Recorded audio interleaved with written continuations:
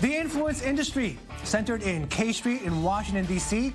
According to an expose in the New York Times, this mecca of lobbying and public relations firms has been extremely active since Donald Trump entered the Oval Office, particularly as they are courted by companies and individuals abroad that the Trump administration has targeted with sanctions. One of the main players mentioned in the Times story is an Israeli company called Meir Security and Communication Systems. According to the report, Meir was paid $8 million by the Democratic Republic of Congo to lobby against the levying of additional sanctions. They included $500,000 to Alston Bird, a firm of former Senator Bob Dole, $360,000 to Adnan Jalil, a former congressional liaison to Trump's presidential campaign, $250,000 to the firm of Nancye Miller, the wife of former CIA Director James Woolsey, $1.25 million to a firm owned by Robert Stryk, who worked with Trump campaign officials to organize meetings for President Joseph Kabila's special envoy to the U.S., and more. We reached out to Meir for a comment on their lobbying for Joseph Kabila, but they refused, saying they don't discuss their clients nor the activities for them.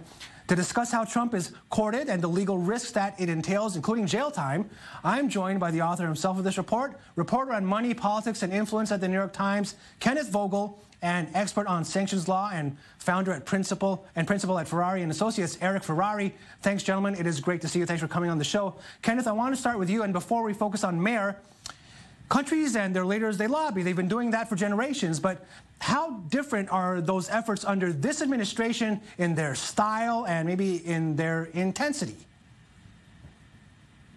Well, we've seen a lot more lobbying around sanctions, in particular sanctions, tariffs, and other kinds of punitive measures that the Trump administration is leaning on more heavily in its foreign policy, partly because Trump doesn't really have the same kinds of relationships with the international community, Trump and his administration, I should say, as we've traditionally seen from U.S. administrations.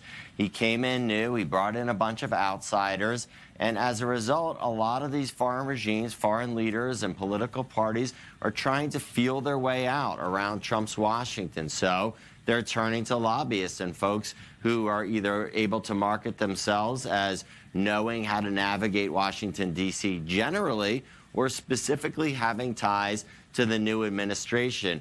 What was unusual in this case is we saw a lot of that lobbying going through this Israeli firm that doesn't really have those ties and has no real connections, as far as we could tell, to Washington, D.C. prior to this. So they were forced, Meir was forced, to hire a bunch of subcontractors from among that universe of people who are sort of more traditional Washington lobbyists. Right. Erich, tell me about the legal obstacles for both sides, for the lobbyists and for the countries or leaders who seek them out, because there have been cases, correct me if I'm wrong, in the past where people have gone to jail. For example, the case of Robert Mugabe, or people who were lobbying for Robert Mugabe of Zimbabwe.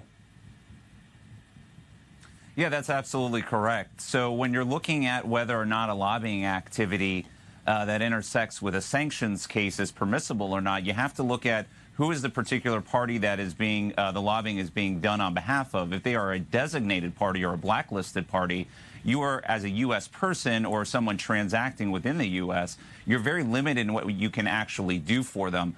Generally, that's for or in relation to legal services, bringing court cases, seeking an administrative reconsideration from the Department of Treasury with respect to the sanctions cases. And as you point out, there was a case in Chicago just about 3 years ago where two lobbyists were prosecuted and ultimately sentenced to jail time for lobbying on behalf of Mugabe with respect to removal of sanctions against both Mugabe and the government of Zimbabwe. The second piece of that is you also have FARA implications, the Foreign Agents Registration Act, which has been a very hot topic, particularly in the context of the Mueller investigation. So you have two potential major pitfalls if you are lobbying on behalf of, or even providing political consultancy on behalf of sanctioned persons. You know, Kenneth, you talk extensively about the lobbying efforts for Congolese President Kabila, and also about that Israeli company Meir working on his behalf. How powerful a player is Meir compared to what you've seen on K Street? And are there any, by the way, other Israeli firms like Meir that are playing this game? Well, this was actually a new wrinkle for me. I haven't seen a lot of Israeli players in this space. What I have seen and I'm sure you and your viewers are familiar with, is Israeli firms becoming major players in sort of cybersecurity, defense, national security consulting in a way that may, in some cases, overlap or intersect with some of the more traditional types of lobbying activities, as so much of lobbying has moved to online reputation management. That is something that is covered, as Erich suggested, under the Foreign Agents Registration Act. So we do see some Israeli firms sort of getting involved in that space, but not necessarily like we see here, acting as like a general contractor overseeing a large lobbying team. Now, what Mayer and other Israeli firms do have is connections to a lot of these regimes around the world because of their security work. That's what Mayer primarily, the relationship between Mayer and the Democratic Republic of Congo is based primarily on security work that Mayer has been doing for the DRC for a number of years. And so obviously Mayer became a trusted vendor for the Democratic Republic of Congo and the Kabila regime, to the extent that the Kabila regime, when trying to figure out how to navigate this foreign and unfamiliar terrain of Washington, D.C. and the Trump administration, turned to Mayer to to sort of build a team that would be able to help them. Now, I should point out that in some of these cases, Mayer was disappointed by some of the services that they ended up subcontracting for, including that big $500,000 contract that they paid to Alston Bird, the firm of the former Senate Majority Leader and Republican presidential candidate Bob Dole. Our understanding is that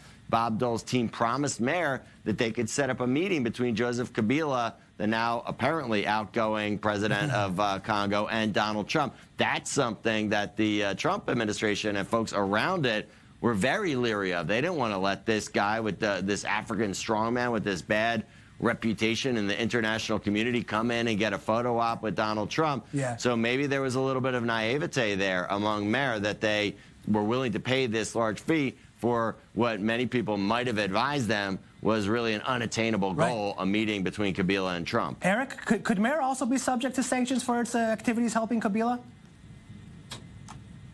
Not necessarily for helping Kabila, because Kabila is not a sanctioned person. There are sanctions targeting the Democratic Republic of the Congo.